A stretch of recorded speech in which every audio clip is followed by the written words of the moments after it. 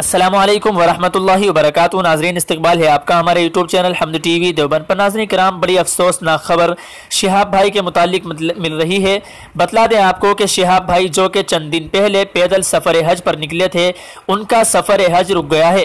जी हाँ नाज़रीन, बतला दें आपको कि वो चंद दिन पहले सफ़र हज पर निकले थे और उनका पैदल जो सफ़र हज चल रहा था वो रुक गया है। बतला दें आपको कि शिहाब भाई इस वक्त अमृतसर से 40 किलोमीटर के फासले पर एक गाँव खासा में ठहरे हुए हैं।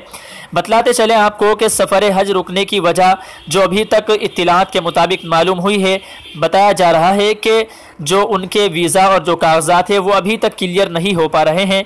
नाज़रीन किराम, अभी तक 2 दिन हो चुके हैं और कहा जा रहा है कि मज़ीद और वक्त लग सकता है।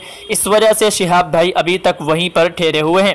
नाज़रीन किराम, आपसे गुजारिश है, दुआ फरमाएं अल्लाह ताला शिहाब भाई का जो पैदल सफ़र हज है अल्लाह ताला उसको आसान फरमाए। जो उसके अंदर रुकावटें आ रही हैं, जो मुश्किल आ रही हैं, अल्लाह ताला उन मुश्किलों को आसान फरमाए और उन रुकावटों को दूर फरमाए। नाज़रीन दुआ फरमाए अल्लाह ताला शिहाब भाई की इस पैदल सफ़र हज को कबूल फरमाए और उनके सफ़र में जो परेशानियां हैं उनको दूर फरमाए और उनको सही सलामत अल्लाह ताला बैतुल्लाह हरम शरीफ खैर व आफियत से अल्लाह तबारक व ताला उनको पहुँचाए। अस्सलामु अलैकुम वरहमतुल्लाहि वबरकातुहू।